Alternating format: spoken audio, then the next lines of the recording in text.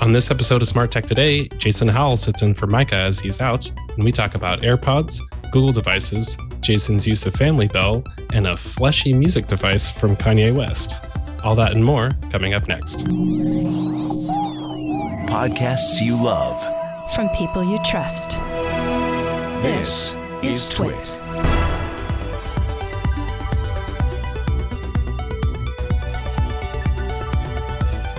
This episode of Smart Tech Today is brought to you by Casper. When it comes to a better night's sleep, Casper's new cooling collection has you covered. Focus on tomorrow, let Casper handle the rest. Explore Casper products, mattresses, sheets, pillows, and more at casper.com/STT and use code STT for $100 off select mattresses. Welcome back to Smart Tech Today, where we explain the exciting, dynamic, and sometimes confusing subject that is the Internet of Things. I'm Matthew Casanelli. Micah's out this week. And this week we have a special guest host. Well, hello. It's me, Jason Howell. How's it going, Matthew? It's nice to do a show Hey. with you. Yeah, it's awesome. It's a pleasure to have you on. Yeah, it's good to be here, especially because, like you said, the smart tech world can be super confusing. Even looking through some of the rundown and seeing the stories today, I'm like, gosh, I'm not too familiar with that. And that's just like there's a lot in there that I know firsthand, and then a lot that is kind of on the outside of my knowledge, and that just speaks to the kind of the wide gap between all of the different devices that are out there. Totally. You can really get lost in this stuff, and I know that's what you guys talk about each and every week, but yeah, I'm happy to offer whatever insight I can from that perspective. That's what we're here for, is to help people navigate it all, because it is absolutely it is. If I don't, even the week that I was off, I was like, I didn't just see these stories otherwise. And so I really I value just looking it up and researching it myself, because it's kept me a lot more informed. Yeah, well, and as you probably learned, when you take that time off and then you come back the next week, it's like you're playing catch up. So Micah, because he's out on PTO, which go Micah, bravo, you need your time away. So I'm happy that he's doing it. But he's going to be in the position next week where it's like, all right, I was out of touch with everything going on. Now it's like you have to play like double time just to pick back up. And there's always so much stuff going on in the smart tech world. So even harder that way. Well, I hope he's fully checked out and has lots of catch up on, because I totally relaxation is always important. Indeed. The first story that I wanted to talk about was just I always love just cool tech in general and looking at the gear of it more. And it's an article from Wired about, the headline is just about what Apple's AirPods look like on the inside. But it's a whole X-ray scanning of a bunch of different products in the article. So you can see what the Amazon Echo looks like on the inside and things like that, or the Stratocaster and Technics turntable and stuff like that. So definitely worth checking out in the show notes. The stuff is always cool. Honestly, this looks like a gallery of great t-shirt ideas. Like a lot of these things would be just nice emblazoned on a t-shirt. What this actually reminded me of, especially the very beginning, the Apple, the AirPods, is that, I don't know if you guys talked about this on the show, but the company Nothing, did you happen to talk about Nothing? Yeah, and the Ear briefly, One. The earbuds that are basically like from the case to the earbuds, they are designed so that you can see into them. And that's kind of what this AirPods XRay really reminded me of. It's kind of like the shortcut to that, instead of actually making it see-through. But if Apple made see-through AirPods, would you get them? Like, would they be your choice? Yeah, I guess I don't see why not. They are pretty impressive. I think that's what is just wild looking at those, is you forget how much is packed into such a small product, and like they are little computers in each of your ears. I'm pretty sure this photo shoot was inspired by those Ear One headphones, is what they're called. Yeah, the Ear Ones. That's right. Yeah, it's pretty neat. It's neat to see just how much they pack. There we go. There are the Ear Ones. Yeah, which is a neat design. They kind of look a little cheap to me, to be honest. But I don't know. They are. They're $99, but that's fair. It's like right in that middle lane. Yeah. Yeah, exactly. But Teenage Engineering, cool. The company that helps them do that, is a impressive company. So their other stuff is worth checking out too. Yeah, totally agree. Another story that I saw that I always run into this with the Switch. where I just want to listen to what's happening without having headphones plugged in directly. And they have all of those Bluetooth audio dongles, but they all kind of look a little chunky. It's like a whole dongle hanging off of your Switch. And so there's a company, Skullco, that makes an AudioStick, which is just a little wedge thing that you stick into the bottom of your Switch. And then it has up to 4 device pairings, which is pretty cool. And you can do simultaneous audio up to 2 devices. So you could actually play multiplayer with somebody, then 2 people connect their Bluetooth headphones. Oh, that's nice. I didn't consider that aspect. That's actually really great. Well, especially because the Switch is what it is, right? Like it is a portable / stationary, whatever, gaming system. But what portability also really lends itself with the removing of the controllers to be a multiplayer device. So having a headphone solution that supports that as well, that seems like a really big deal. Yeah. And it's like $30. So that's why I always, not I bad. love when you see a product and you're like, oh, they're going to charge like $80 for that or something like that. And then it's actually not incredibly expensive. It's like, nice. Yeah. I'll take that. No, that's kind of in that range of like, you know what? I'm just going to like not think twice about it and just order it. What I wonder about on this, and they mentioned it in this input review, is the latency aspect. Cause I know, I've reviewed a lot of Bluetooth earbuds.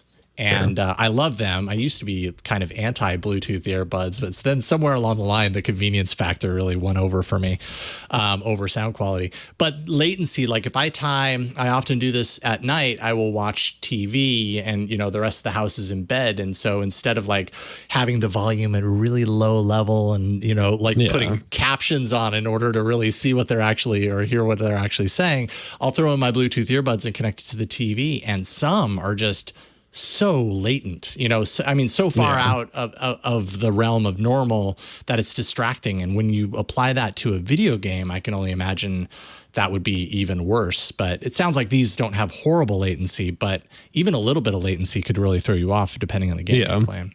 They say at least that, especially, I think maybe that's why they went with the AirPods in the headline, because it does work with any Bluetooth headphones, but because those already have a low latency, they said it's not a deal breaker. I've definitely talked about that with Micah, because we've talked about game streaming, and latency for input especially is something that I'm not at all. Like, I'm a snob about that, where it's like any game streaming stuff I pretty much can't do, because it's just like, no, if it doesn't respond to what I'm doing right away.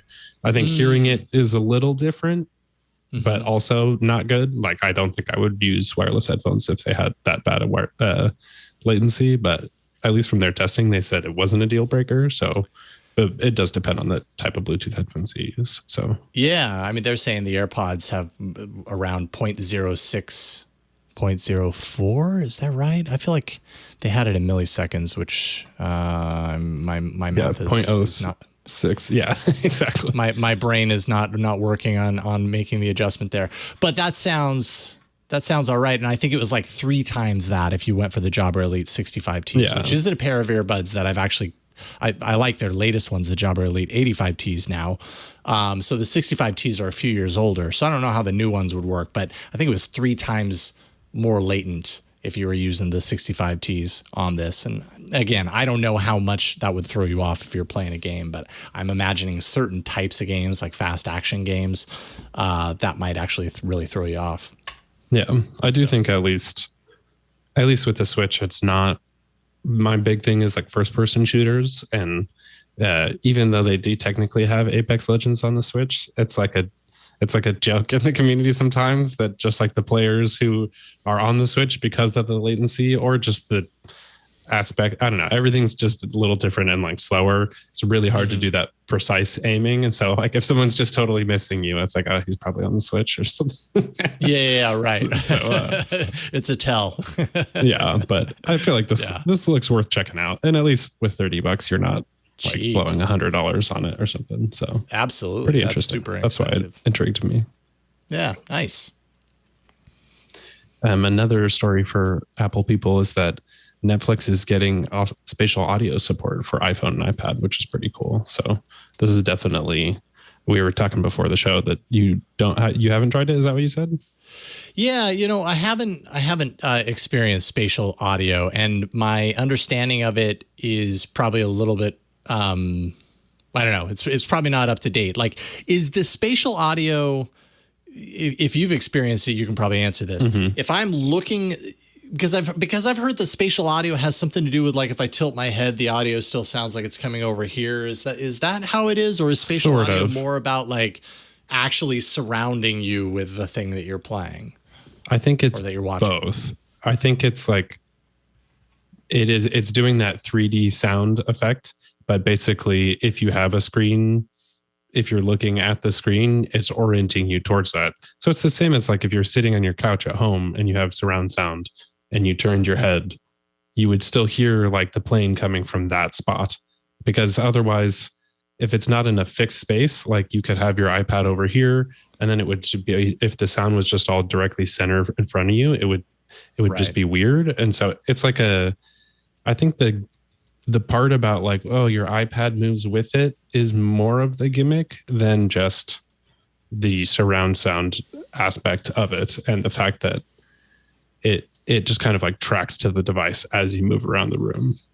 Sure. It's distracting depending on what you're doing. Like, even if I am watching movies off to the side on my iPad and working, all the sound is like trying to go over there. Yeah. But like I'm trying, I don't know. It can be a little bit odd. That strikes me as a not ideal situation for using spatial audio.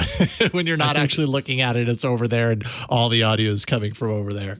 Exactly. But it's definitely just a richer soundscape than what you have with stereo. And so that is, I think, just going to be worth it for movies and TV shows. It's like if they support it elsewhere and you're watching in a version that doesn't have it, I probably would opt for the version that has it. Like, yeah, it's worse for like Plex movies and stuff like that if you have that, because it's like the streaming service has 4K, HDR, spatial audio, Dolby. So it's kind of all I was going to say, so spatial audio basically also just means Dolby Atmos. That's what I was going to say. It probably either simulates or translates like something like an Atmos signal to come in from different locations. Yeah, and then plus the gyroscope of the headphones. Okay, all right. And then specific headphones are required for this. Obviously not all headphones are going to be able to support. Yeah, I think AirPods it's all Pro Apple stuff. So I have AirPods Pro and AirPods Max. But I think the technology, I saw it at CES and Amazon was pitching it as just 3D audio. So there's different versions of it everywhere, but right. Spatial and audio, I know as that, the term is Apple's. Yeah. Yeah, I know that spatial audio is supported on Android as well. In fact, Apple Music brought it to their Android app back in July. But again, like I've got tons of headphones in this house right now. I don't know that I have one. I'll have to look it up and see if I have one that supports spatial audio, because I do need to check it out. I keep meaning to and I keep forgetting to. So there's obviously, with the amount of headphones that I have in this house, I probably have at least one pair, I'm guessing, that actually supports it. So I'll have to check it out. Yeah, I'm curious if just as a feature, it'll come to other platforms, or not like spatial audio per se, but just that surround sound audio type experience. I was going to say spatial audio again, but that's the term. It is what it is, yeah, exactly. Well, it's a well-named thing. I bet even just like this, it's like not all apps support it. It's rolling out slowly, but I bet it's that thing that in a year or two, everybody will have it in some form. Yeah, everybody's going to have at least a pair or something that allows for it, and they can charge extra for. Totally. I love this product also from Input, they were just covering Peel's new AirTags screen protectors. And the art, if you look in the show notes at the article, they were not very happy about the fact that this product exists. I thought at first it was a troll. Like, I was like, is it April Fool? Like, I almost like checked the date, but it's they're basically screen protectors for the back of your AirTag and the front, which do actually get almost immediately really scratched. I thought it was also $14 for one of them, but it's a 4-pack. So that makes a difference, that if it was $14 for like one piece of plastic for the $14 AirTag, it's like, okay, what's going on here? That would be a total overcharge. I mean, this makes perfect sense to me, especially considering like Apple designs beautiful products. And if those beautiful products have a like nice shiny surface or a screen or whatever, there are a lot of people who are such fans of Apple's design that they want these, they want their device to look as pristine and beautiful as possible. They want to keep it nice. And what's $14 for 4 of these things? If you have a bunch of tags, you throw them on there, you forget about it. And, it's always looking good until it's not. And then you just replace it. So I think or tear it off and then it's like brand new. Yeah, absolutely. I think Peel makes really thin iPhone cases also. So I think that's where they're like, what else can we do that's crazy thin for Apple devices? There aren't a whole lot of people creating like, these sorts of add-on device products for the AirTags yet. So accessories for your accessories. Yes, right. Exactly. But I do have a question that's tangentially related to this. Are you the type of person, okay, you buy a new tech product and you get it home, you take it out of the box and you put it on your counter and it has the display and it has the little plastic sheath on it to cover the display that it ships with. Are you a remover of that or do you leave it on? I'd say I'm generally a remover. But it's always interesting when you just don't know that you didn't remove it. Like my audio interface has the thing on it still because it's, especially when it's black and there's just one tiny little corner, you usually just like don't even notice or something like that. Totally. Yeah, I just saw that the other day. What about you? That's so interesting because I've had that too because I am totally a remover. Like if I even catch like a whiff that there's something on there, like I'm of the belief that like if I spent $500 on this thing, I want it to look as good as it possibly can right now, as opposed to keeping the ugly plastic sheath on there for 5 years so that later it can look good again. Like because I spent 5 years with it looking not quite as good as it could if that thing was off. So that's like my logic. But it is interesting that you mentioned that because I've totally had that experience too, where I had absolutely no idea I left it on there. And then I've had this thing for months like or a year later. Or whatever. I'm like, wait a minute. And, I reach out and pull it off. Yeah. Like, oh, okay. So yeah, I guess I sat on both sides of that fence. I feel like I had an Android phone a long time ago. This was before my Apple days at all, which I feel like some people would be surprised that it's like I only had like the iPhone 5. That was the first Apple thing I think I had a MacBook and then I went iPad and then I just went all in. But I had an Android phone and I had a screen protector on it. And I remember taking it off and being like, oh my God, my phone looks amazing. Like, it's exactly that. It was protecting it, but it just made it look so much worse. And then after that, I don't think I've ever used one. So yeah, I mean, Burke is in the Slack saying what that I barely, but my iPhone thing, I assume. At the same time, like I feel that way about like consumer technology and stuff, like if you buy a stereo, I don't know the last time I bought a stereo, it's been years and years and years, but the different aspects of the stereo are going to have these obvious plastic things on there. Like it's obvious that you should take it off, right? Like they don't fit perfectly. They're like overlapping a little bit and like flailing in the wind. And I know some people who would still choose to leave that on. I'm like, heck no, take that sucker off. That looks ugly. But at the same time, like I also know that there are a lot of Android devices that release now with a screen protector automatically on them. And I guess from that perspective, if it's on there and it looks like it blends in well enough, like they've designed the screen protector to not look like it's something that you need to pull off, then I'll leave it on until I don't need it on there anymore, or until it gets scuffed up or whatever. Yeah, things like that. Yes. Is that a remote covered in saran? Weird looking remote. Yeah, who would leave that on there? I used to do that. The same person that has their couch covered in plastic, because they don't want to stain it. Yeah, pretty much. Exactly. All right. And then just a last Apple type of product. I saw this review from Apple Insider about the Leviton second generation Decora Dimmer. So they're Wi-Fi connected HomeKit switches. And these all, I think in general, it's a dimmer switch, which is pretty familiar smart tech product. think some of the cool parts are it comes with, or I'm not sure if it comes with or if it's another one that you can buy, but they have the secondary plates that you can just stick on any wall, which is pretty awesome. Kind of like the Hue remote that Mike and I definitely have those all in our house. So do I. Nice. Yeah, it's so nice to have just a physical control in the rooms. I have it in the bathroom and the kitchen because it's just like you don't want to stand there in the dark while you wait for the lights to turn on. No, totally agree. These things are essential as far as I'm concerned. These ones are, it's $29.99, $39.99, and $47.99. I think I'm still.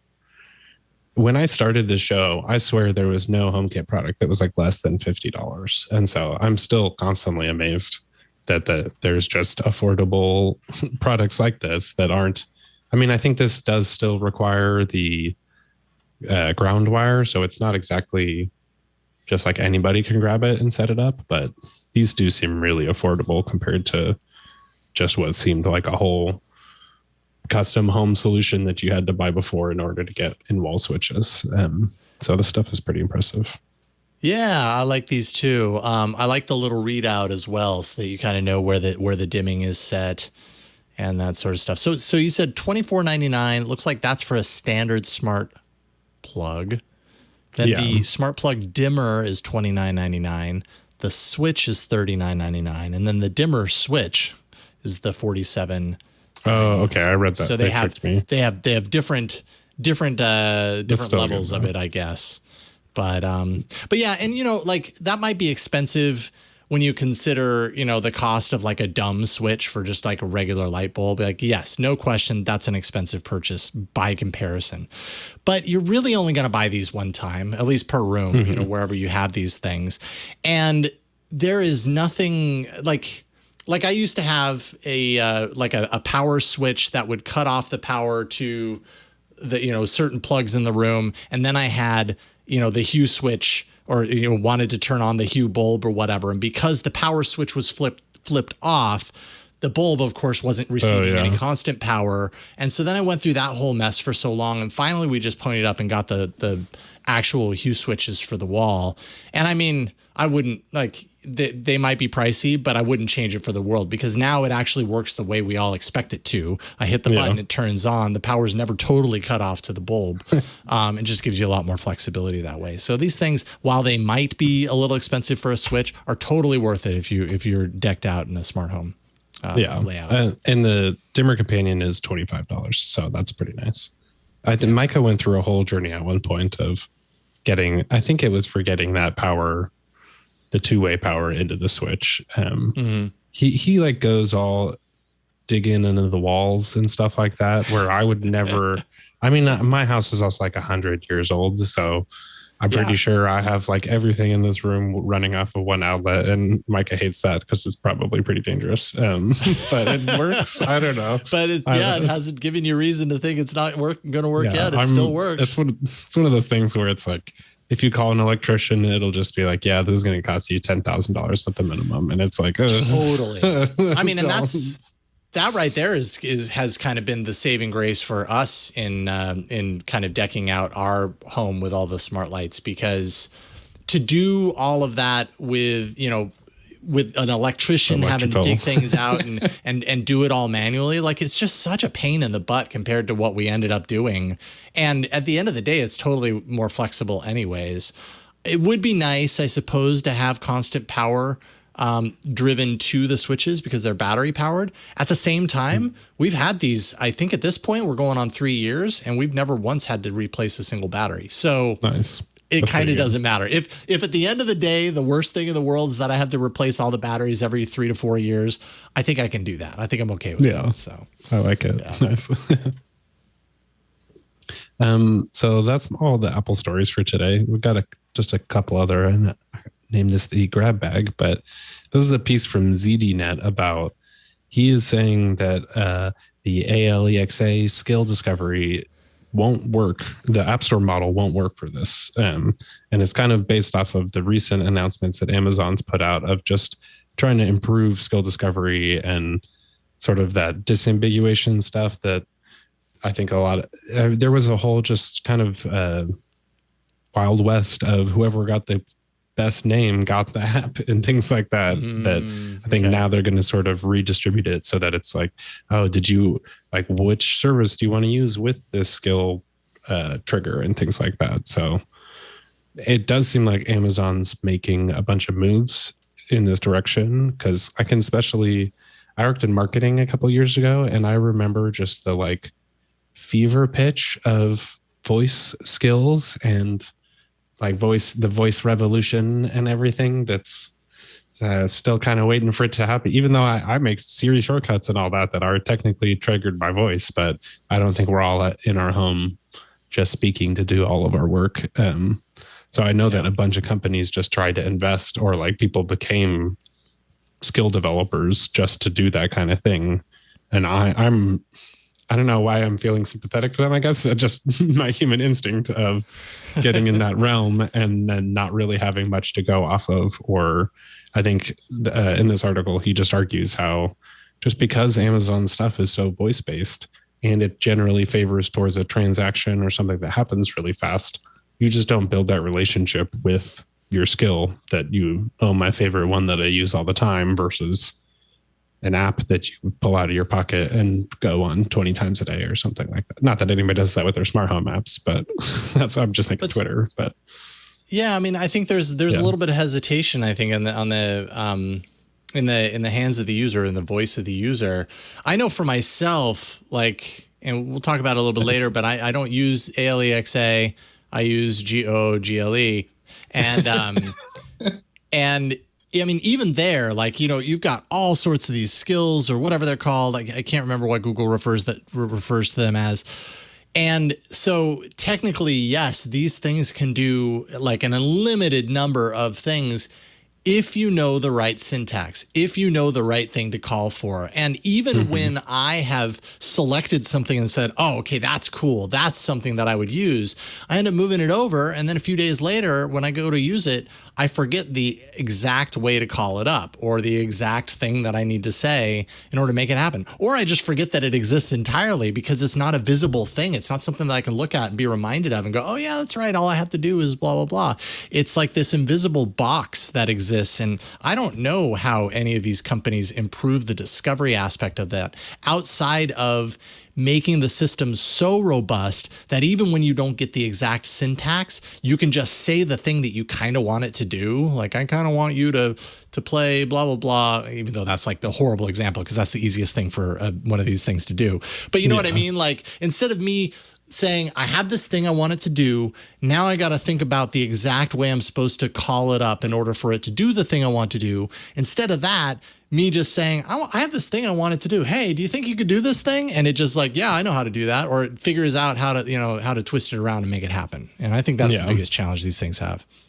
I think that's definitely one of the moves Amazon is making, at least, is it's like general categories that then it requests it asks for clarification, then it'll try to use that app. And Siri even has been doing the similar thing with even just those music apps. Like, you can now tell it to play Spotify, or you play something and then it'll ask which service. And if you say Spotify enough, it'll just start using Spotify with Siri, which is that's cool. nice. So there is that. Yeah. Yeah, exactly. It's like a little bit of that extra intelligence. Yeah. It's even just that we assume it doesn't. And I think that's the big trend that we've talked about in the last year, is just people's expectations of the smart home that have been built off of the last 5 years of what it actually is and has been cruddy in all these ways. And the promise of something like Matter coming in the future and hand waving and fixing all these things, even if that does actually work, and it did just get delayed. So that's always like, oh, it's coming later. Don't worry, it's next year. Oh man, I'm an iPad user. That's like my whole life. It's coming next year. But right. I think that just people's not expectations, but just catching up with the reality of it is going to be a different thing too.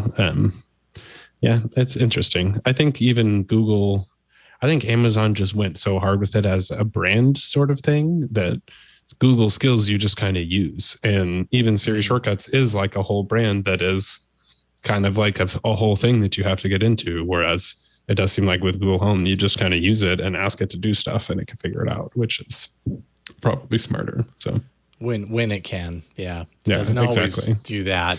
And when That's it fair. doesn't, and the worst is when it used to do that. It used to figure it out, yeah. and then now for whatever reason it doesn't anymore. That's the absolute worst. I remember it's like, it is like, shouldn't our technology get progressively better? But that's not always the case. It does definitely happen where you're like, No, yeah, this totally used to be better. In some ways, my devices, my smart home devices work worse now than they did even 2 years ago. Where, Yeah, well, where my children could make it, make the devices do, play a certain something or whatever, 100% of the time it would work. And now it's like, we're sorry, but blah, blah, blah, it gives some answer. It's like, where did that come from? Why suddenly is this easiest thing in the world so difficult? I don't know, but it is what it is.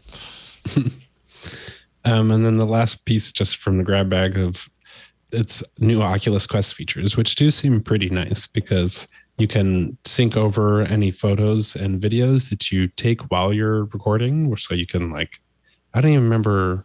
I don't ever do this. I guess it's just from the little menu. There's not a hardware button or something like that. Yeah, I never do it. I always think of Xbox controllers of pressing and holding to record and that kind of thing.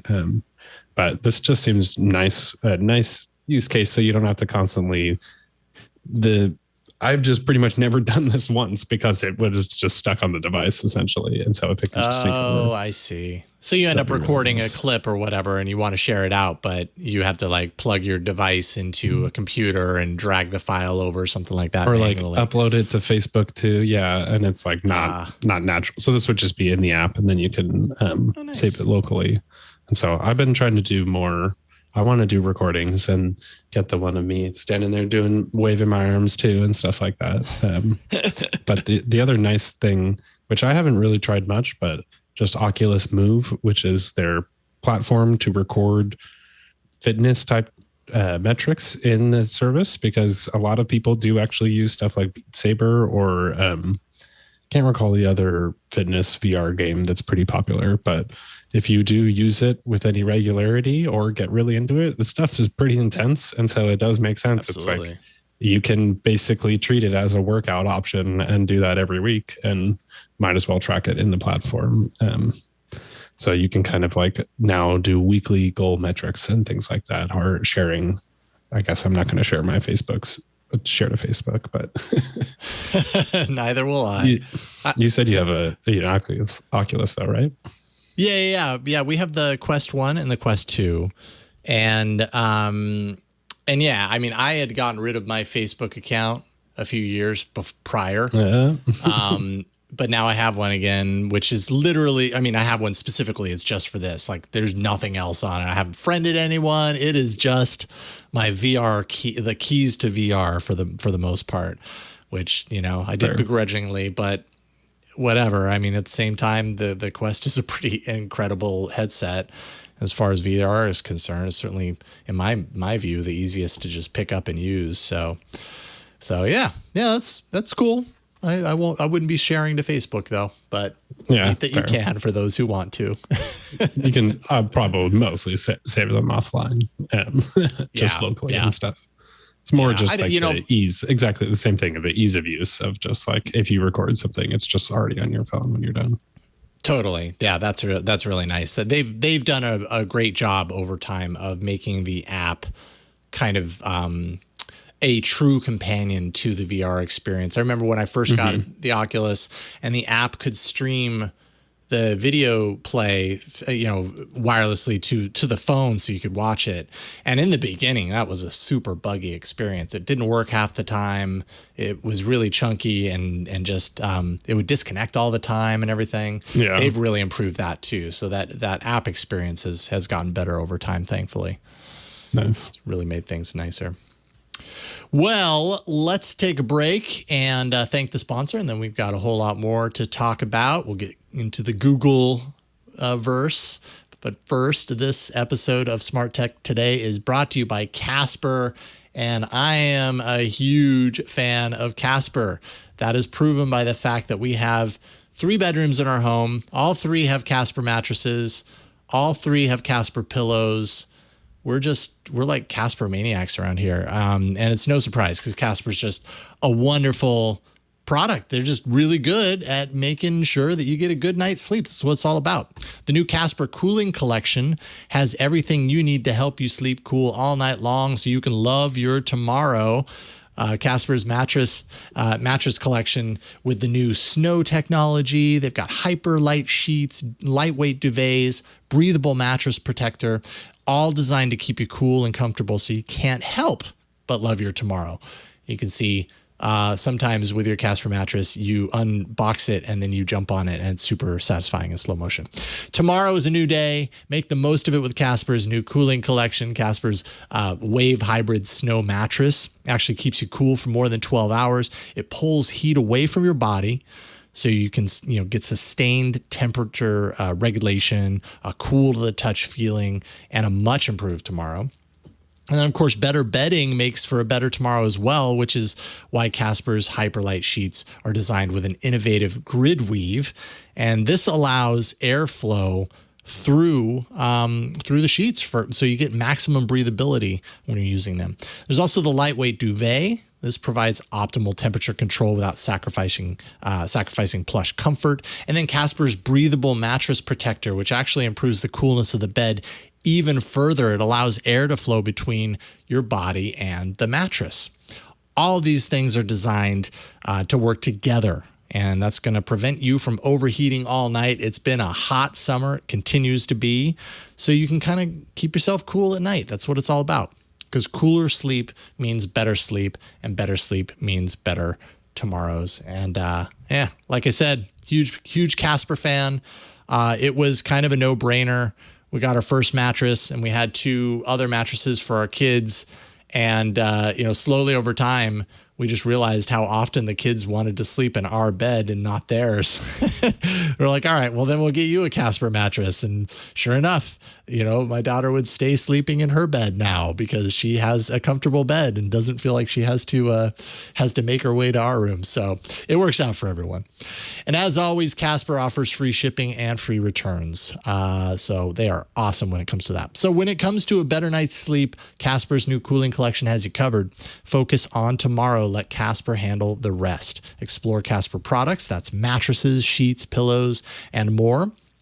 All you have to do is go to casper.com/STT and use code STT for Smart Tech Today, of course, and you'll get $100 off select mattresses. That's code STT for $100 off select mattresses.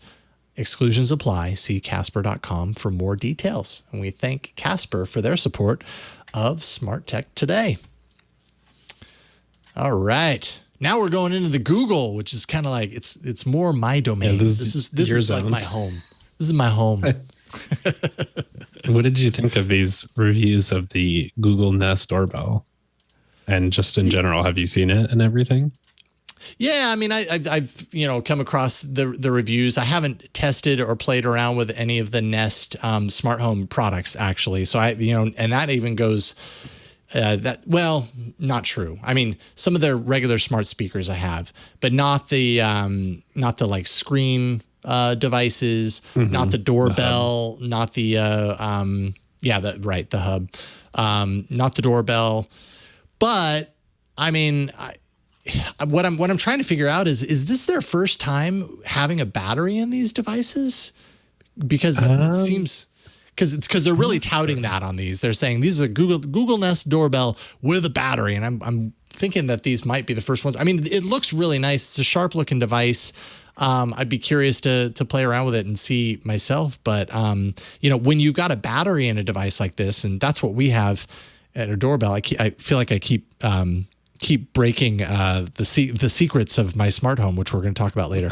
But our doorbell does run off of a battery because the electrical wiring that was already there didn't work. And we're like, you know what? It supports a battery. I'll just charge it every 3 months. And it's super convenient. When you have these smart home appliances that are capable of running off of a rechargeable battery, I just think it's a lot more flexible. So I'm happy to see that. I think this looks like a good solution at $180.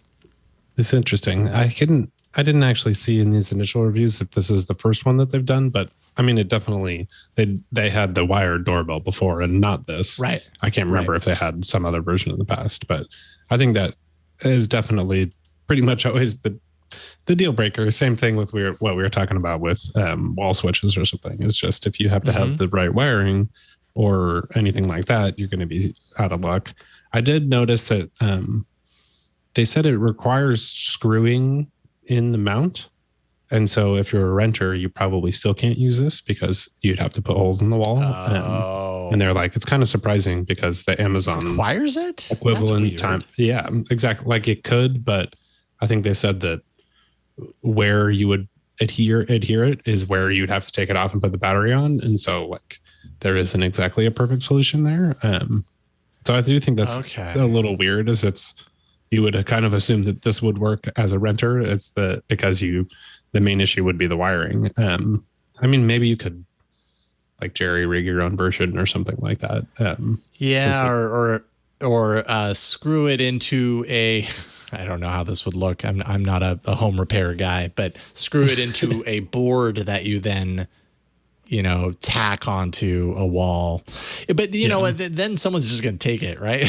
Yeah, exactly. It's easy without the screw. It's pretty easy to steal, I suppose. I think that's what's kind of even just the style though is the old one was metal and about an inch smaller, and then this one is it's like matte looking, so it's just kind of a flat style, and it's an inch bigger. It looks very like tech mounted on the side of your home versus the other one was kind of like maybe it would match the handle of your door or something like that a little bit better. Totally. So I think glossier. This is kind of, this is very like, you better not care about that because otherwise you probably won't like this style as much. And they do actually still sell that wired one. That's the other style too. So they're kind of separate products now, which kind of maybe does makes it's always like give the homeowners the nice looking thing and then give not even renters though, because it doesn't work, but everybody else something that's like more versatile and maybe more sleek. I don't know, whatever. But I think you bring up a really good point though. It's a total missed opportunity for a battery powered doorbell like this to not be renter friendly, right? Like if it requires the deep install, then most renters aren't going to do that. They aren't going to be allowed to do that. And this seems like the kind of product that a lot of renters might be attracted to as like a nice non-permanent upgrade to whatever place they happen to be in that they can take with them, to the next place that they go. So yeah, I mean, it's like, it's only 2 screws, so it's not as bad. It's like there's a wall mount plate, so maybe you could get away with it, but yeah, I'm not sure. That is definitely worth being aware of. And it's like, it's even it's lower resolution than the wired one, but that is like probably worth the trade-off for just getting the battery to not immediately die and things like that. And it's got, it says on device machine learning. So I think it does some of that without either like sharing data and then without requiring as much like connecting to the cloud before it does it. But they said that even sometimes it was like a little bit slower. So it does have to wake up every time you're going to try to view the footage and stuff like that. So, right. I mean, pretty interesting product. Yeah, exactly. It's like $60 less. Totally. Yeah. It's a big discount. It's like I could buy this and put it outside versus the other ones I just never could. And so I've like pretty much not had any sort of home security solution in a place where I really would prefer it. Like I have Wise cams now, but even putting those and wiring them, I just don't know what to do because I don't know. I have one outlet on the outside of my house also. So it's like I'd have to, and then I just don't understand because it's just like, just go unplug the camera and then do what you need to do. Yeah. Right.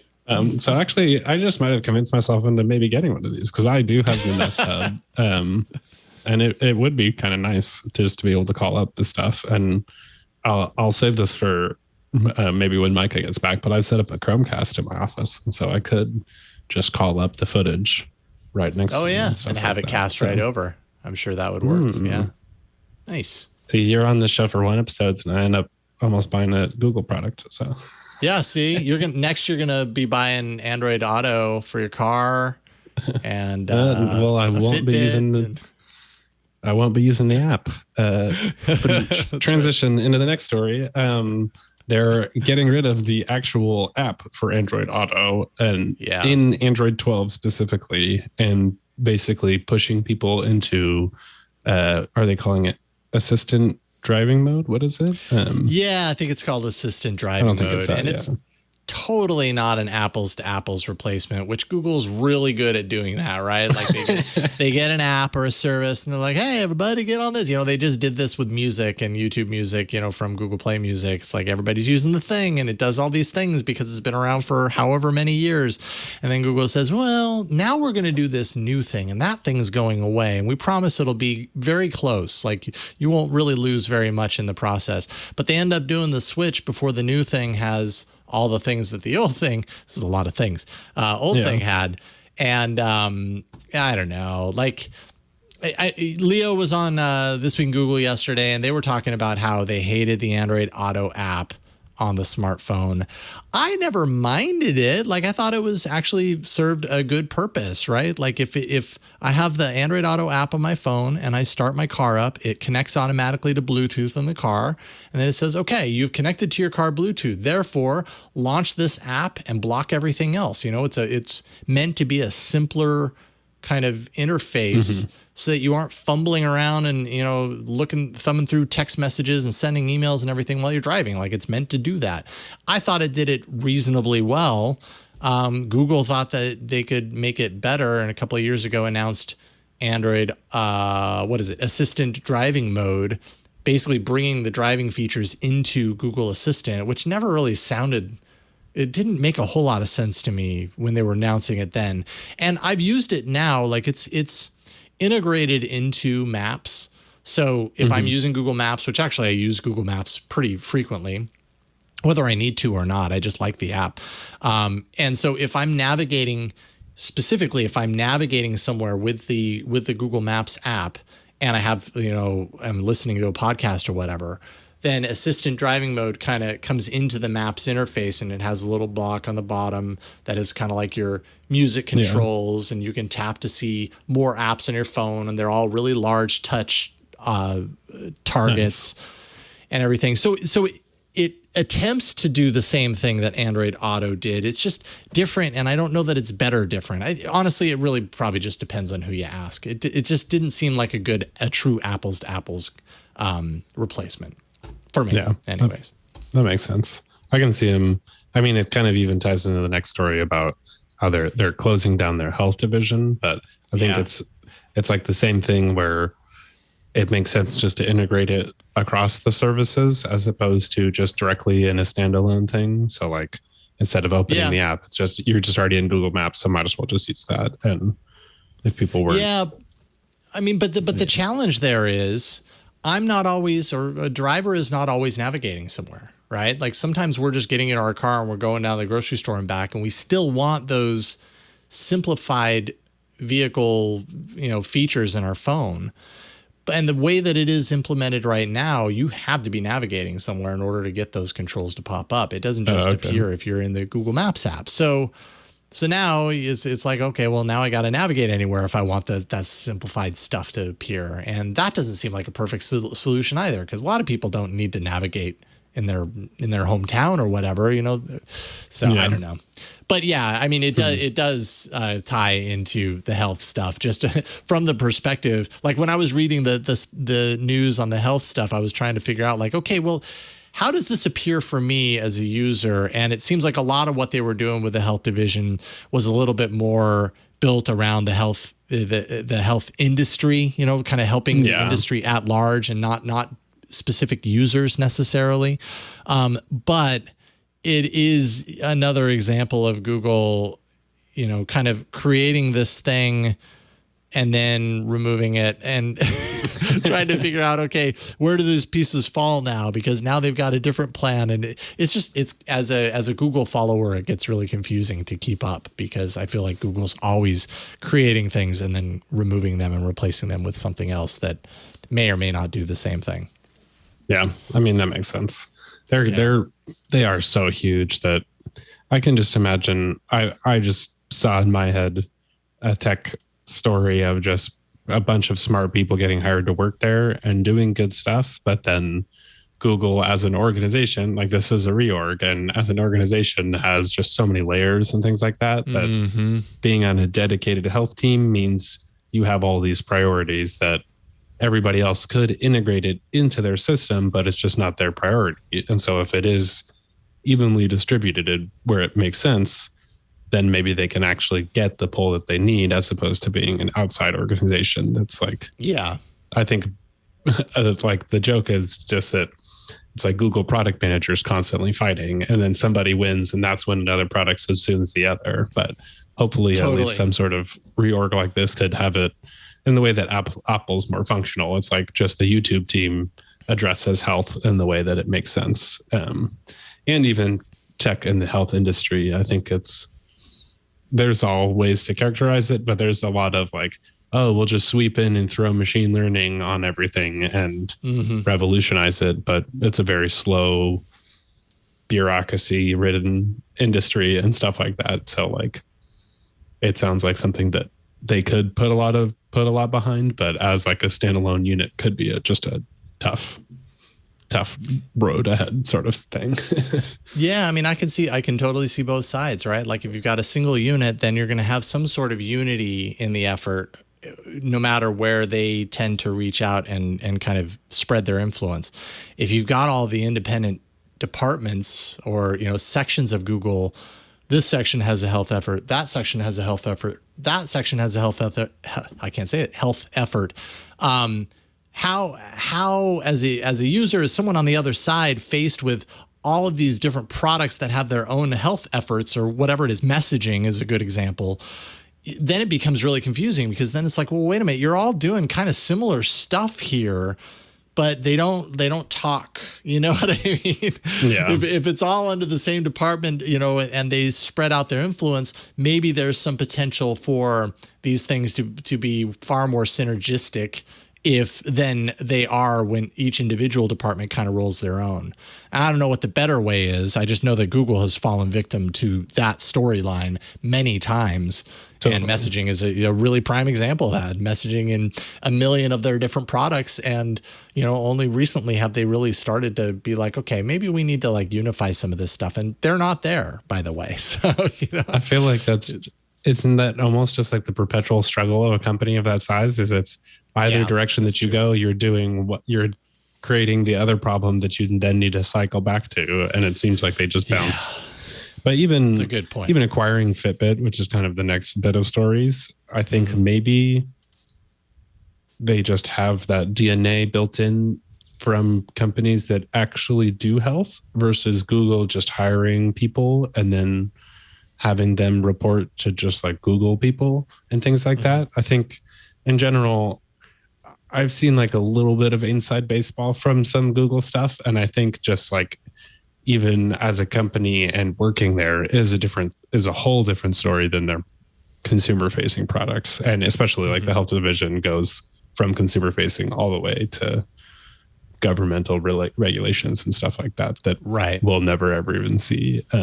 So it's interesting, but Google's definitely in that like big transition mode. I mean, I didn't mention this with the Nest doorbell thing, but they have a big G on the front. Like those aren't Nest, like Nest is not even a company there anymore, really. It seems like it's like a sub brand feature. Yeah, it's a brand for sure. Yeah.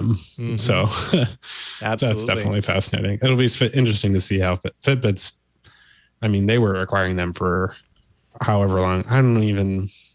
I feel like we talked about the story like 4 times where it's like they're officially acquired, but also not officially yet. Not entirely. So, I mean, they definitely are.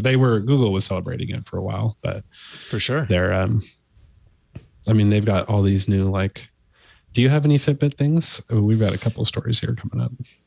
No, I don't actually have any Fitbit, primarily because, and I actually like the look of Fitbit devices, like, from a design perspective and, from their reputation, right? Like, I'm not a huge fitness tracker. Like, I do fitness things. I go to the gym, I run sometimes, I ride a bike, whatever. I feel far less compelled to track it all. And like, I don't even know what I do with the data once I did track it. It's like, I'd look at it and look on a chart and be like, that would be about it. I wouldn't have any real tangible thing.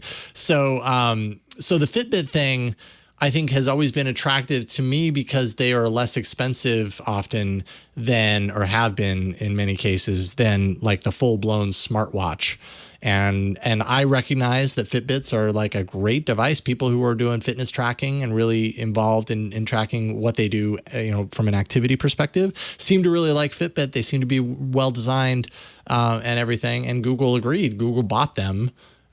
So yeah, I've been kind of curious to see how they develop now that they're under the Google umbrella, and we're kind of starting to see that now. Yeah, exactly. Some of the headlines about them lately are just like they're adding the ECG and stress level scanning to the charge. So if you want to get some more of that low level heart type information, that kind of stuff is interesting. I find I would probably enjoy something like stress level. ECG is more occasional, and I mean, it's definitely I was going to say nice to have, but it's a little bit more than that. It is important when you need it. But I think the everyday kind of stress stuff is helpful. I think especially I like having, I've just worn an Apple Watch for years and years. And so low key understanding the data with your own personal trends, I think is where it gets helpful. Even like I've just slept worse, and then I can tell that my heart rate is worse after going on long walks that are like a certain intensity or something, like just because even from doing shows like this or just learning about the data over time, like heart rate variability and those there are some specific indicators that are actually pretty useful. But otherwise it is like, I would have no idea. I like a random thing that I think Apple Watch can track when you're running, it's like your pace in terms of how many steps. And it's something like you should be taking a certain amount of steps when you're running, depending on how tall you are, because if you're taking like less steps or more, you're either overexerting or underexerting yourself. And okay. Sometimes random data points like that, I'm just like, oh, I get running now. Like, and I never got that before for some reason. I also think it's funny. You were like, you don't track any of it, but you actually do the exercise. I track all of it and I never exercise. I find it kind of, I'm not like religiously doing it, but yeah, like I find it inconvenient sometimes, the whole tracking thing. Like I'm going to talk a little bit later about the Galaxy Watch 4 that I have. And, these watches, they do all this fitness tracking. So when I'm playing around with them, I feel compelled to use the tracking aspects of it, because that's a large reason why people buy them. But like when I go to the gym, like I just kind of get to work. I do my thing. I don't want to sit there and be like, all right, now I got to put it in like, weightlifting mode, or I don't know what mode I'm putting it in. I'm going to put it into running mode and hit start. Like I just kind of want to go and do the thing. Some of these wearables are smart enough, and I think the Watch 4 is one of them, to recognize when you're active and be like, oh, we believe that you've started an activity, so we've started tracking. And that's maybe a little I have bit that useful. with the watch, the Apple Watch. If I go on a walk and I didn't start the workout right away, I know that after 10 minutes it'll notify me, and then I'll just track it from there, and it'll track the whole time from when I left too, which is pretty nice. But yeah, I agree. I guess I don't really do that exercise to know how inconvenient it is for some of those things, but I definitely, it is like anything that stops you from exercising is not something that is a good idea, because otherwise you just won't exercise. So yeah, you put up a roadblock and I'll take it. Like, I had to start a running workout, so I just stopped running. That's my reasoning. 3 swipes, no thank you. Yeah, I'll sit back on the couch. This other story was about the Fitbit Luxe, which I thought they're just like, not as luxurious as the name suggests. I think I'm not sure if it's the first buttonless, but it's a buttonless Fitbit. And so it's all about the touchscreen. It does like look nicer for sure. And it does. It's like a Fitbit, but nice looking. But I think in the case of actually using the touchscreen, they're like, it's just not that great of a touchscreen, and got kind of annoying. So, but it does otherwise definitely, like, the article has a lot of good photos of, it looks like, what's the Milanese loop for the Apple Watch, right? Like it almost looks like that, but it's a little Fitbit too. Well, and I'm looking at some of these photos and I'm realizing there's one photo in particular where the label on it is "Behold the massive bezels," and that's one thing that strikes me is like the face is twice as large as the actual screen on the inside, and I mean, I guess they're probably doing that because if they could only do that small screen, it would look really weird. It would be really small on the wrist. So they got to stretch it out a little bit. But anytime I see that much real estate especially on like a wearable where usable real estate is always, very, very minimal, to have all that space and then have a little screen boxed in the center and the rest of it is just kind of like unused. I don't know. It seems like a missed opportunity to me, but what do I know? I don't create hardware. I'm sure there's a reason. Yeah. I mean, I bet it's like, the screen to battery life trade-off is like they could only either get that big of a screen without being able to fit in more battery or what. That's a good point. And it does. Yeah. And these are pretty slender. Yeah, exactly. It's pretty slim, but it does have a proprietary charger, which is always kind of a bummer too. Although I guess having a USB port on this would probably be just as ridiculous. So a lot of them now have, the little magnetic charging puck thing that I don't know if they're all interchangeable necessarily, but I've had a few wearables that all seem to use that at least, Definitely I would agree. Definitely better than having a USB port. They don't do that. That's fair. No good. And then just two other quick headlines about Wear OS. Just Spotify's got their offline playback rolling out officially too. And then not offline, but just regular YouTube Music Wear OS is rolling out. So seems pretty nice. Is this... Yeah. Do you have this on your watch? Should we transition to the story to talk about this part, or? Let's see here. I don't... So it's the YouTube Music Wear OS app that I... See, I just installed it, but I don't even know that I have it set up here. I don't even know if I have my screen. It's kind of sad. Okay, so and I'm kind of out of whack here, but so that's the video feed. Nice. There we go. So that's the YouTube Music app. Now, the YouTube Music app, from my understanding, only works on Wear OS 3. Wear OS 3 is the latest version of Wear OS that Google just announced a few weeks ago with Samsung's input. This, of course, is the Galaxy Watch the Galaxy Watch 4 Classic. I will talk about that a little bit later.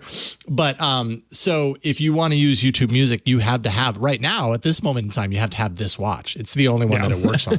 So anyone that's on an older version of Wear OS, which is all the other smartwatches, Android smartwatches right now, you aren't going to get the YouTube Music experience app.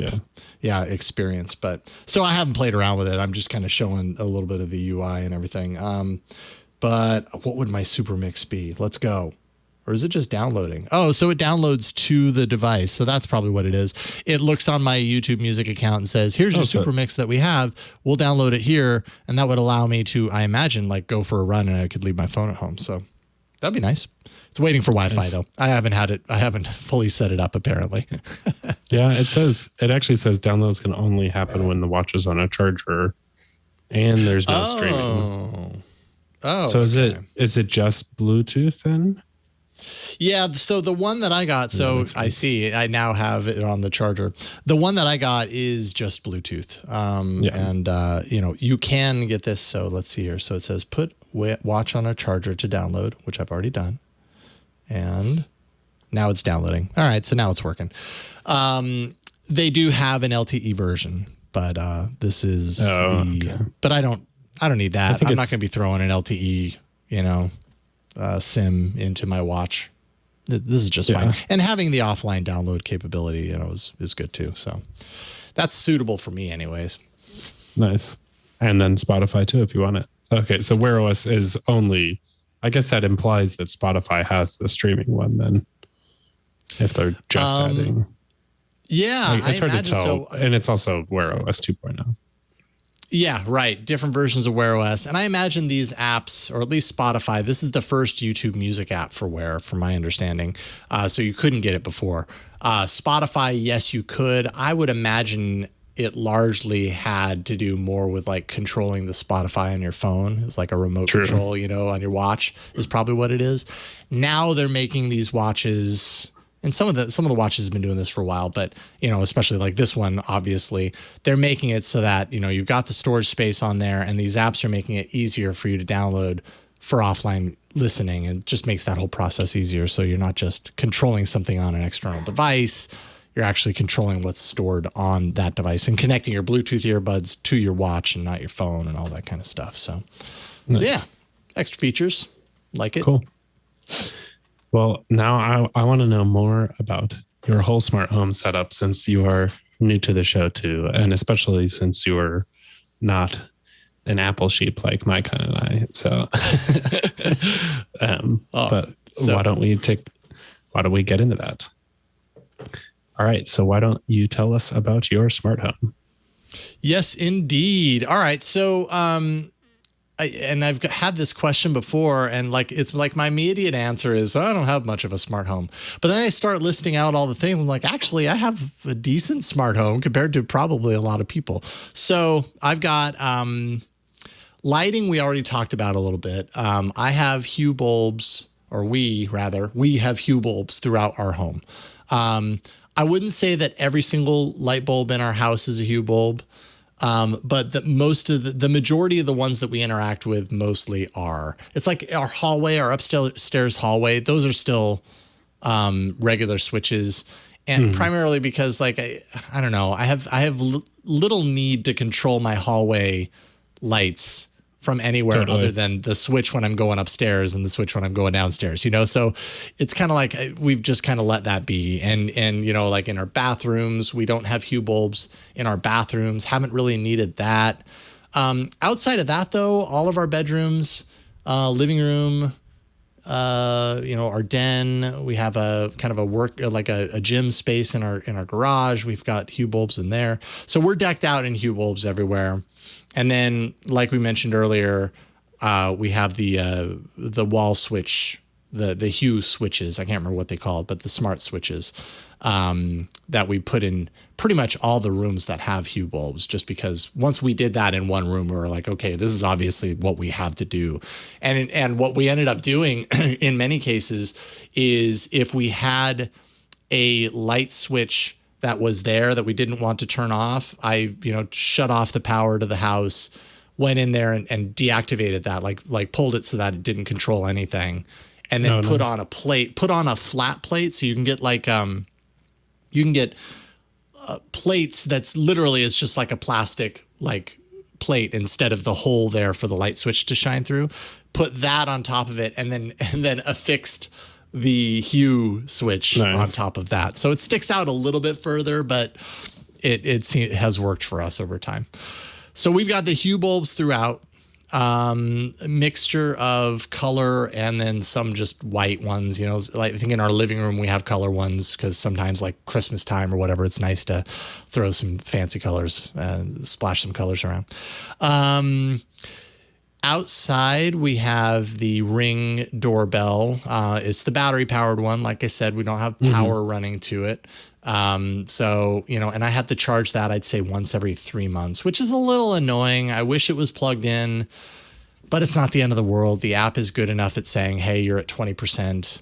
And, I just use that as my immediate reminder to run downstairs and charge it. And, it actually takes a while to charge. It's like an old school USB port on it. So I've got to find the right one of those, because I'm USB-C almost everywhere else, and plug it in and forget about it for the afternoon. So we have one of those. We also have a floodlight camera that's on our driveway, and that's just to kind of monitor the cars that we have parked there, peace of mind, that sort of thing. We have the Honeywell Wi-Fi thermostat, which is, it's totally nothing to write home about.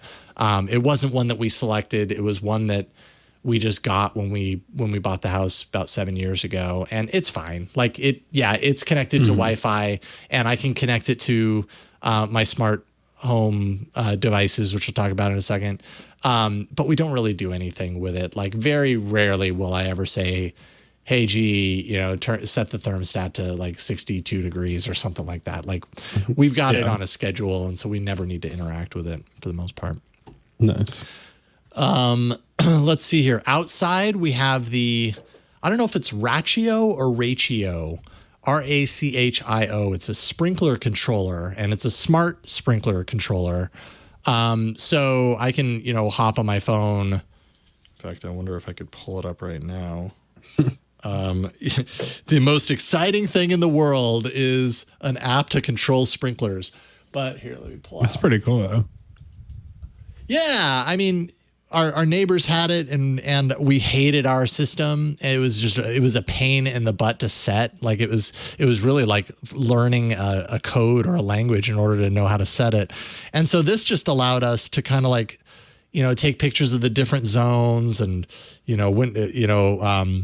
and control all of the different zones and see over time how much water it's getting, when it's getting it. It also has the ability to track weather and, upcoming weather and what's expected from rain and stuff. So if you have it activated, it'll say like, oh, hey, it's going to rain today. Like we're expected to get like 2 inches. So we're not going to run your zones because they're going to get plenty from the rain. And so it has little smart features like that and it also has another feature where it will water for a certain amount of time, and then it will stop. It will pause the watering and let the water soak in and the water a little bit later. So it like splits up over time depending on how much water you're throwing at different areas of your yard and whatever. So kind of cool. How does it that was actually work? Sorry? How does it work? Just on a basic level with the sprinkler. Like maybe I'm missing the part of how does it like control which sprinkler to go to and stuff like that? Is it a whole fancy? Well, I mean, so we have like in our yard, as you saw, we had 4 different zones, and like we got our yard. We like redesigned our yard probably like 3 or 4 years ago, and had someone come in and basically map out all the different zones. So we've got a zone with trees. Okay. We got a zone that covers all the bushes in the backyard. We've got a very small plot of grass. And then the 4th zone I think is like raised beds out in the front and the back for growing vegetables and fruits and stuff. And so we have all of these different zones fed there, and then we have kind of an area on the side of our house near where the Ratio is installed that with controllers essentially, wires run to each of those zones that goes to the Ratio that's mounted on the side of our house. And so cool. It's just a matter of assigning each of those zones to the app and to the device itself, making sure they're plugged in accordingly. And it's pretty sweet. I have to say, it's way better than what we had before. I was ready to jump out a window with the thing that we had before because it was obviously like 90s technology or something. It was like it was high tech at some time, but definitely not now. Yeah, and it was just such a pain in the butt. I didn't even know that these were like a thing, so I'm going to be recommending this to my parents because they definitely have a whole, like, spent a long time in my childhood making the backyard look nice. So having that automated too would be awesome. Yeah, I mean, if they have, all the water piping, set up and all of it plugged into a single kind of, I don't know what they call it in backyard lingo, but a single area that taps into, your water supply or whatever, then it should be relatively easy to use. If they don't have that, it's going to require some installation of everything throughout. Do they use like sprinklers and stuff that they move around? Yeah, they do. Yeah. They have a sprinkler system, but I have no idea if it has controller box or something. But if they have a sprinkler system, if they have a sprinkler system, then they probably have some sort of controller to run it. And if they have a controller, then that means they've already got the wiring kind of going. It was a super easy install. It took me like maybe 45 minutes start to finish. Nice. So that's what I was just kind of wondering. It's like, do you have to dig trenches through your backyard into the things or something like that. I didn't have to because those trenches were already dug when we got our yard redesigned. So that's where it's like a question mark. If your parents need that stuff to be, done, then that's going to be a lot more difficult than what I did, which was removing the thing from the wall, putting the new thing on the wall, putting the wires in, and then programming the app, Yeah, nice. I'll figure it out then. Cool. I forgot to mention we've got some TP-Link switches in random places throughout our house. So, like I've got Just one out in the backyard. Or? Yeah, smart plugs basically. Nice. So like if we have a Christmas tree, I've got one dedicated to the Christmas tree, so that that can go on automatically at like 5:30 at night and shuts off at 9, when everybody's going to bed or whatever. Some for our backyard, random little things like that. Nice. And then we control all of this via our Google Home devices. So that's my smart voice control throughout the home. And we've been, like I said, we've got those in almost every, or I don't know if that I said it, but we've got those in almost every room in the house. So that comes in really handy. Which models? We have, let's see here. I have a, actually in our main bedroom, we've got an Insignia. It's like a clock Google Home device in one. So it has like a digital readout, and love it. Like got it from Best Buy on sale for like $25, and it's amazing. I would highly recommend it. I can't remember the exact name of it, but I'm sure if you did a search for Insignia Google Home alarm clock or something. The smart Bluetooth speaker? Is it like tall and chunky? Yeah. No. Yes. Oh, okay, nice. Yeah.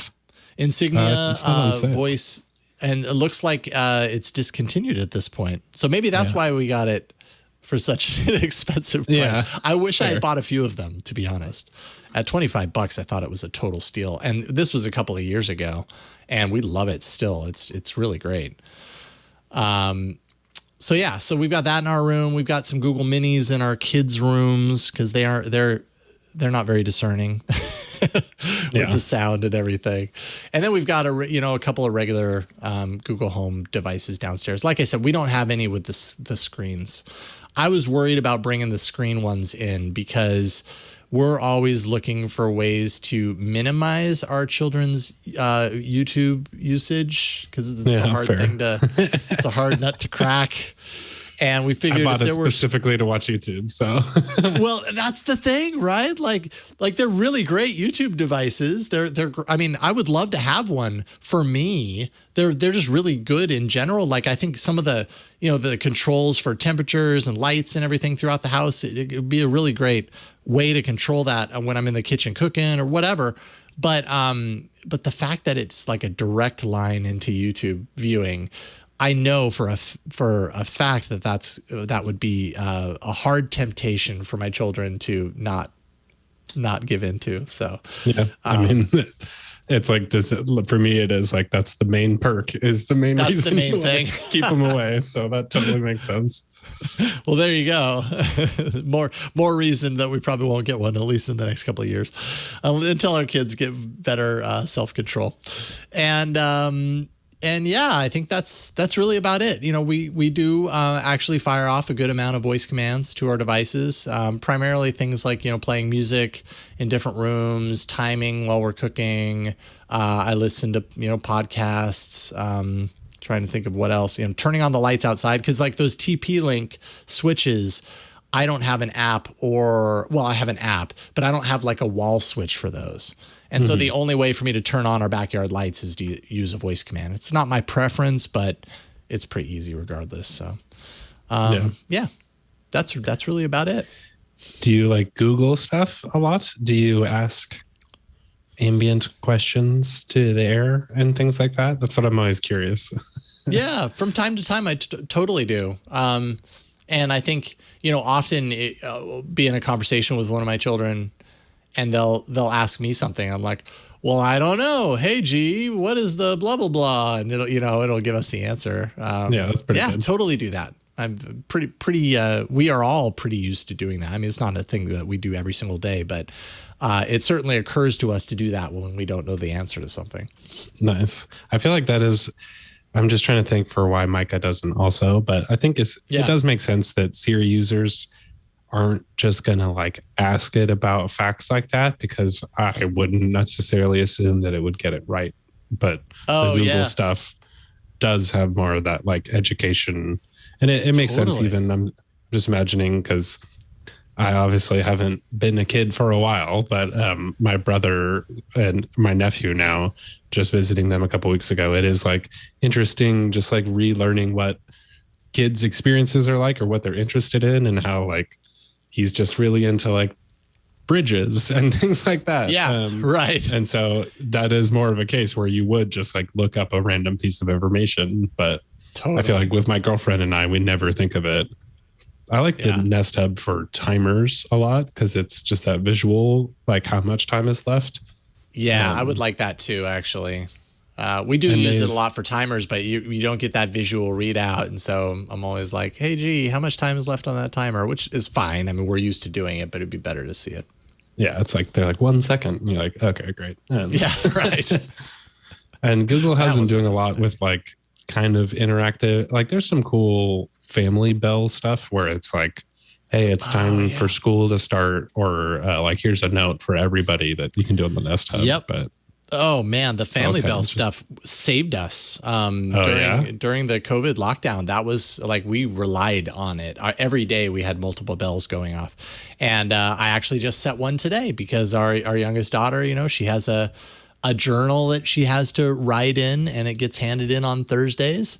And we forgot to do it this week. So I was like, all right, so I'm setting a Family Bell every Tuesday and Wednesday at 5:15, because I know we're all going to be kind of like working on dinner and everything. 5:15, a reminder will go out and it'll say, hey, Savannah, you need to finish your journal. It's due on Thursday. Family Bell's awesome. I'm happy you mentioned that, because that is one of my favorite features. We've used that to death, and we love it. I feel so validated, because in my brain it's totally theoretical, and so like that is really cool. Did she like?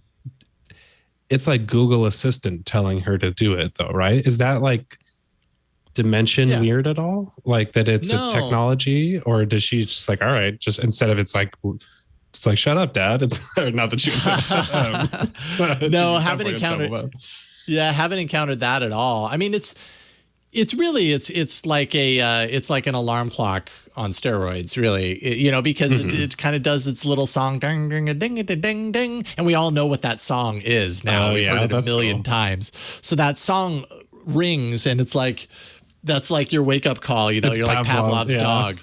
The song goes off, and we're all like, wait a minute, shh, what is the reminder? And there's none of that as far as, them getting their question or their prompt from a device or anything like that. Plus, they're so used to, I mean, we've had Google Home devices in our house for years, since the beginning. And, my youngest daughter is 8, my oldest is 11. So literally most of their childhood, they've had a Google Home device to interact with, or they've seen us doing it. So it's really not anything that's strange or anything. It's just kind of part of what we have in our house. And it's used a lot. Yeah, that's cool. Does the Family Bell go off for everyone, or you can like set it to just do their device, right? And I guess I'm curious. Set it per room. Okay. Was that like more useful for you essentially, as much as it was for them to like get to time? It was like, you don't have to think about them getting to class on time. Like, absolutely. 100%. Because especially when we were doing full distance learning, we have 2 kids, and they're both doing their own distance learning things. And, when it was the full year, like there was COVID happened, and we had 3 months left in school year before summer. Yeah. And then after this, and that was just an S show. And then there was summer, and then there was the school year where everybody planned and knew that we were going to be doing distance learning pretty much the entire year. And so, they each had their full class roster, and as parents, we had to somehow make sure they just showed up. Yeah. It's like you don't go upstairs and then they're just like playing games. Totally. And, and I also used it for me. Like once Family Bell released, our Family Bell list was huge because I was like, all right, every Tuesday at 10 o'clock, editorial meeting, put that in there, and not 10 o'clock. It was always 9:58 because I don't want the reminder when the meeting started. I wanted it a couple of minutes before, and in the beginning, it would ring everything. And now they give you the ability. Was it everything or it was just one room? I can't remember. Yeah. Now they give you the ability to select as many or as few as you want. So you can really customize it. Nice. That's cool. Yeah. Oh man, I'm so happy. I don't know why that has been I do think I guess I associated it with the Nest Hub and being like the central device sort of where you could see upcoming stuff too. But that just sounds super interesting. And exactly like the same thing. I was like, this sounds useful for kids, but I want this. I don't have a schedule at all. And so it's just like, hey, get to work. And when you were talking about the sound effect, I always thought it was dumb that washing machines had those little jingles, but now it's like, dun, dun, dun, dun, dun, dun, dun, the laundry's done. It's like a little Mario, here's your reward situation. So exactly what that ding ding means. It's a very specific thing. I love it. I use it. We even, every day our kids go to school, we have to submit a COVID screening test. We basically have to, make sure that they're not showing any symptoms and, take their temperature, and we have to sign in to school and declare that before we ever take them into school. And, so I have a Family Bell for me and my wife that happens in the morning before we ever leave the house that says, have you done this yet? And 9 times out of 10, we haven't. We're like, oh, right, we got to do that, Nice. So, I'm curious. It's really useful. I guess just a last thought is, how is that different than using alarms? Or is it from that centralization through the family and across rooms and stuff like that? Is that what's more useful for you? I think it's different from using alarms because usually when I think of alarms, I think of a dumb notice. Beep, beep, beep, beep, beep, beep, beep, beep, or something like that. Or I don't know. There's something about the fact that I can personalize it. So I can say, Savannah, you need to do your journal writing. It's due on Thursday. Instead of it being something very generic and basic. Journal Thursday, 3 p.m. Or I don't know. It is different. I think where I see more of a difference is that I could set up calendar reminders. I could go into my calendar and do all of this stuff, but I am way less likely to look at my phone at just the right time and be like, oh, that's starting in 5 minutes. When I do it on Family Bell, there's no mistaking it. It is loud. Yeah. and we know what the bell sounds like. And when it starts its siren song, I listen because I'm like, okay, what am I missing right now? And it helps. I can be a little absent-minded at times, and it helps me to not be. So I appreciate that. Fair. I'm interested. Yeah. I might have to set some up. I like it now. I can, especially once you just get into having more people in the household and you don't have to manage their schedule as much as your own too and everything. Yeah. So I can see it, but that is cool. I love good smart home stories of no, this is actually a big difference and not that's a huge difference. Stuff can be convenient and that helps a lot too, but it is that's just actually smart and not just a quicker way to do something or something like that. Totally. So that's cool. And it was a feature that came at just the right time and did exactly what I hoped it would do. You know what I mean? Because sometimes you hear about these things oh man, that's going to be the biggest, that's going to be such a huge, and then you use it and you're oh, but I wish it did this thing. It did exactly what we needed it to do. And it saved us. It totally saved us. It made things far easier. Yeah. That's exactly. It's I wrote I learned about it, but I would have no idea. And everybody would just use it and not share about how awesome it is. They're just using it now. But that's cool to know. Well, thanks for sharing. Yeah, absolutely. That's it. That's all I got. All right. Let's do our picks of the week then.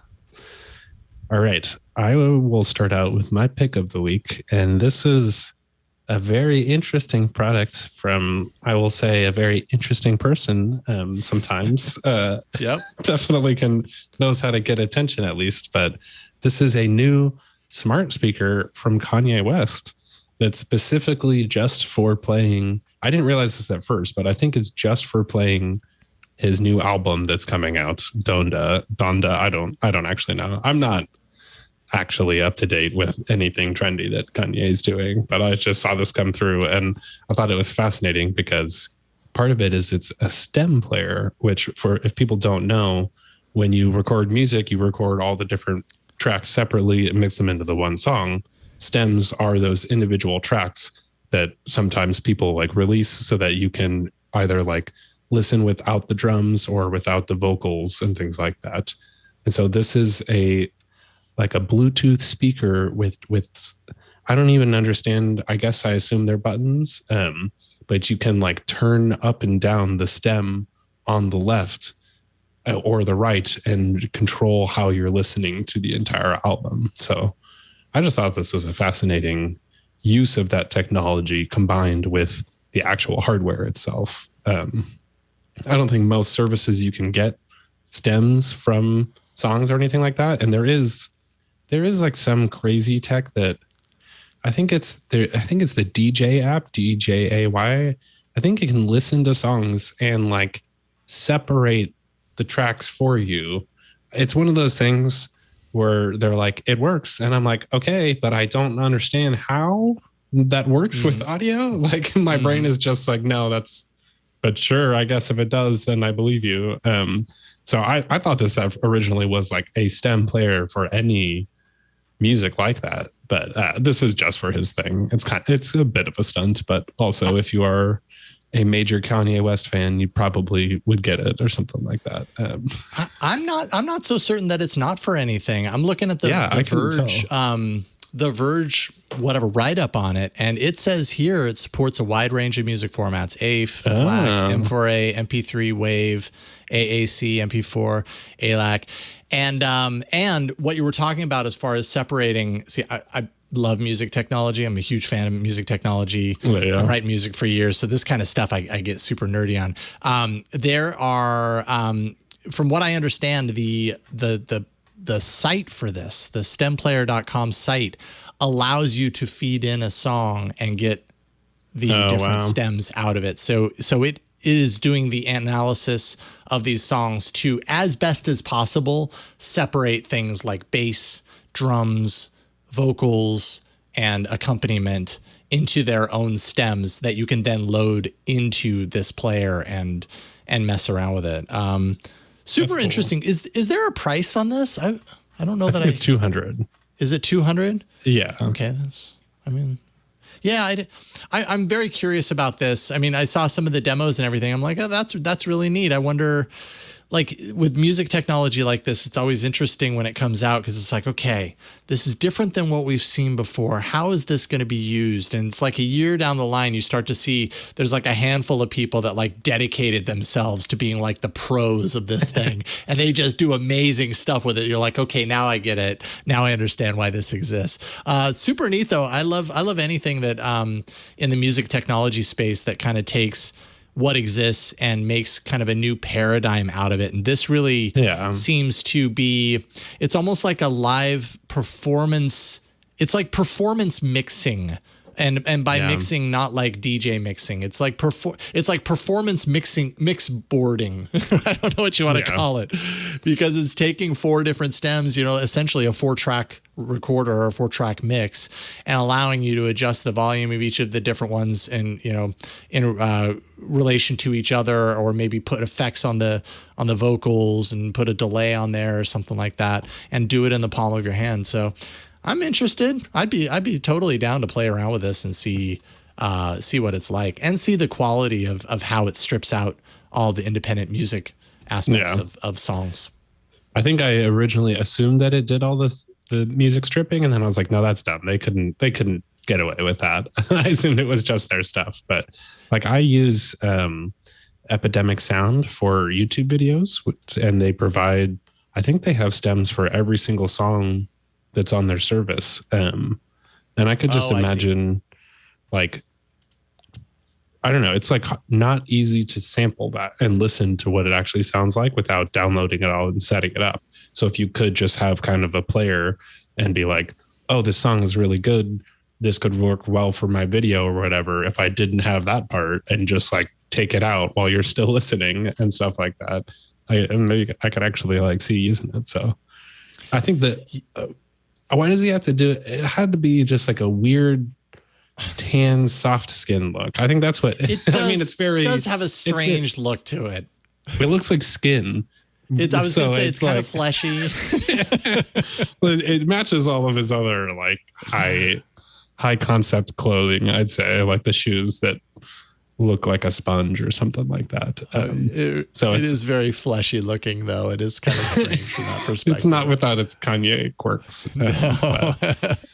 For sure. But it's neat. There are sites that do the vocal removing thing that I know that DJs and remixers use a lot. One site is called vocalremover.org. Another one's called lalal.ai. And a lot of them right now, like you go to the site and you just give it any song, and the AI has been trained so that it can analyze the music and know kind of how to extract the vocals, know the kind of like frequency magic that it can do in order to make the vocals go away and give you an instrumental, or make the music go away and give you the vocals. And it's never perfect, but it's good enough. For something like this. It's good enough.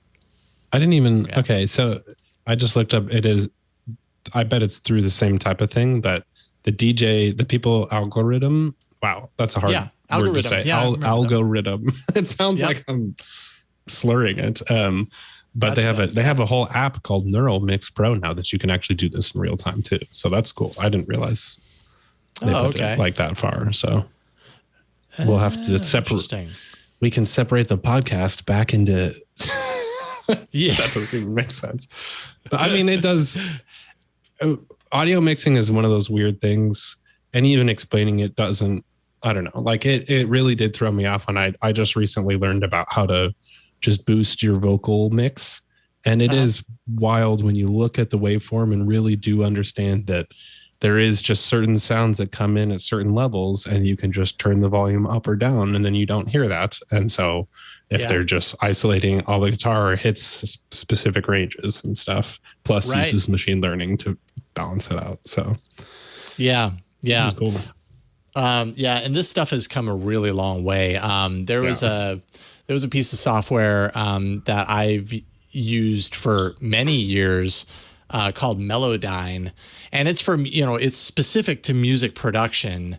It's not like a DJ tool necessarily, but its whole idea is you can feed it music, and it will. And if you feed it like an orchestra part, and this is like an extreme example, but you could give it an orchestra piece of music, and it has the potential to analyze the music and say, all right, the cello is playing these notes, and put it on a bar. The flute is playing these notes, and put it on a bar, and give you like all of those controllable. So then I can go into a digital audio workstation and grab that note that the flute's playing and say, no, flute, I want you to play this note.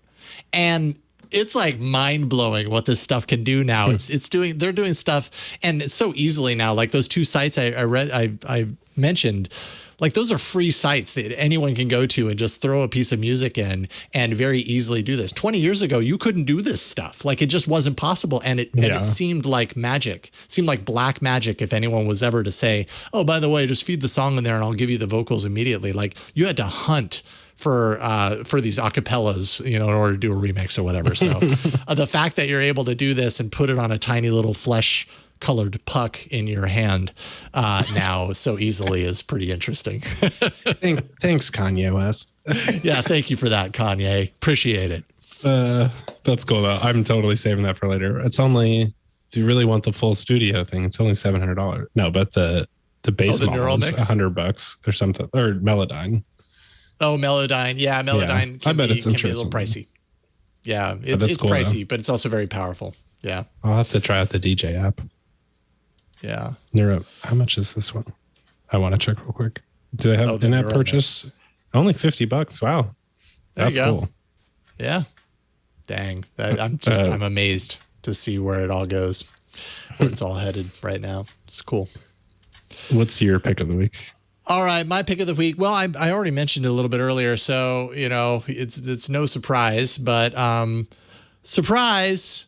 Here, I'll go ahead and zoom in because I had to show off some apps on my phone, so it went off. So the Galaxy Watch 4 Classic, the new watch by Samsung. This I got yesterday, and so I've hardly spent any time playing around with it. But so far, like I gotta say, design wise, like it's $350 for this particular version. It's 42 millimeters, and I got the stainless steel version of it because I've never done that with the wearables before. I don't know. I just feel like wearables so often feel or look like technology that they put on your wrist. And so I'm always kind of waiting for a wearable that looks more like a watch that also has technology in it, like, or something like that. It doesn't just look like a slab of tech that I strap to my wrist. And this one, I actually like the look of it a lot. Yeah, it looks really nice. It's got the rotating bezel, which I see it just swapped. The rotating bezel is just one way that you can navigate. I mean, you can swipe or you can do the rotating bezel. And it's hard to show how satisfying the bezel is on a stream. It's got a really nice kind of feel to it, a nice glide and a click. And there's a little bit of a haptic kind of response as you're clicking around and everything. It's just done really well. And this is one of Samsung's kind of like key features on their top of the line wearables. So it's nice to see that they have it here. But you got a couple of buttons on the side for certain control aspects. And this is the first and only device right now running Wear OS 3.0. As I said earlier, Wear OS has had its issues over time. And so it's nice. Samsung's too, right? Yeah, so Samsung and Google went in together to do this, which is interesting because Samsung was doing Tizen on their wearables for forever, and most people still totally considered Samsung's wearables to be, at least in the Android side, on the Android compatible wearable side, Samsung's really was the top of the heap. It's just that things like Google's apps, Google Play Store, that sort of stuff, you couldn't get on the Tizen device because it's not running Android. Well, now Samsung is all in on Android Wear. And so that means that you do get your apps. So you get, I've got the Play Store right there. I've got Google Maps. So that allows you to, instead of being locked into Samsung's kind of Tizen universe of apps, now you have basically any app that's made for Android Wear. Yeah. And right here, this is, a view of all the apps that I have installed on my phone. Which ones of those apps have a Wear OS app? And so it's showing me all of those apps that I can install, that tie into some of the apps on my phone. So, but again, I just got this yesterday. It has a bunch of, exercise functionality, specifically, the standard stuff for like pulse and step counting and stuff, but also ECG for atrial fibrillation, blood oxygen detection. It has a bioelectric impedance sensors, and that's for a body fat percentage. So if I'm wearing it, I put it here on my wrist, and then I touch these two buttons with the other hand, making sure that these two skins don't touch. And then it goes up to 100% and it rates my body fat percentage. I don't know why I need that, but there's probably some people out there that are like, that's exactly what I need. And yeah, I'd like to, I could say after the pandemic, I could use to lose a little bit, and knowing where I was and just going down or something like that could be motivating. Mm-hmm. That's kind of like different than, because especially if you lose weight but work out, your body, you lose tons of body fat, but your weight might stay pretty consistent because muscle just weighs more than fat. So it could be interesting. Yeah. On a daily basis or something. I don't know. Right. Yeah. Again, tracking all that stuff, I think it really, from person to person, how useful is this particular feature? It's going to be different for everybody. But, it also has the ability to do like group challenges. So I could tie this to another, a group of other people who have Samsung's wearables, and we can kind of challenge each other as far as activity is concerned. I know the Apple Watch has had that for quite a while, and I think that would be kind of a nice incentive for getting people moving and stuff. But But yeah, so that's kind of my pick. I got it just yesterday, so I'm kind of in the early stages with it, and I'm certain at some point in the upcoming weeks I'm going to do a full review of it, probably on All About Android. And yeah, Nice. Galaxy Watch 4 Classic. $350. It looks like. Oh yeah, I didn't mention the price. $250 without the classic look as much. Yeah, so they've got the Samsung Galaxy Watch, which is, it removes the rotating bezel. It has kind of a different look to it. And I do believe I don't have the price in front of me, but I think it's $250-ish, somewhere around there. This is kind of the baseline model for the Galaxy Watch 4 Classic. I went with a 42 millimeter. Normally I go larger. They have, I think the larger size is 46 millimeter, but I went with the smaller one this time just to see what it's all about. And I like it. So $350 for what you see right here. Nice. Yeah. Cool. And that's all awesome. I got. All right. Well, this is the end of our show. Usually Micah does this stuff, so I'll take a swing at it. But if you want to send us email about this episode or any feedback, you can send that to us at stt@twit.tv. And you can tune in live every Thursday at 4:30 p.m. Eastern, 1:30 p.m. Pacific, or 21:30 UTC. And we are live on Twitch and YouTube and twit.tv/live, so you can join us all there. Do you want to tell people about Club Twit? Heck yeah, I do. Club Twit is all about, catching everything that Twit does, but without ads. At least that's one aspect of it. So if you like your content ad-free, this is the option for you. It's Club Twit, $7 per month. Gives you every show that we have. You get your own exclusive link for all of our shows without any ads in them. Some people still want the ads. They just want to support Twit, so they pay the $7 a month. Hey, totally up to you. But that's not the only thing that you get, the ad-free shows. You also get an exclusive Twit Plus feed that has extra content, sometimes pre- and post-show content. Sometimes we do special stuff just for that feed. And finally, you get access to the members-only Discord channel, where I got to say, so much action happens in the Discord. So it's a cool place to be. twit.tv/Club Twit, and you can sign up for that subscription yourself, $7 a month. Hope that you do. Awesome. And you can follow us online. You can follow me at Matt Casanelli on Twitter, and then MatthewCasanelli.com on my website. I've got tons of new shortcuts material where you can learn all about it. It's fun. And what about you? Yeah, you can just find me on Twitter. That's kind of my primary place, at Jason Howell. Pretty easy to find. And then, of course, all over the Twit network, especially when Mike is out, because I'm filling in for him. All About Android, twit.tv/AAA, Tech News Weekly with Micah, twit.tv/TNW. Nice. Don't forget to subscribe to the show at twit.tv/STT. You can find us all different types of podcast networks or podcast apps, and also on YouTube there. And that's going to be it for this week. All right, Jason, say good afternoon to your smart assistants. All right. Good afternoon and farewell. And thank you, Matthew. Appreciate it. Awesome. Thank you for being on. Hey, I hope you enjoyed that podcast episode. If you would like to check out more about tech news, then you should check out Tech News Weekly with me, Micah Sargent, my co-host Jason Howell, where we interview the people making and breaking the tech news every week.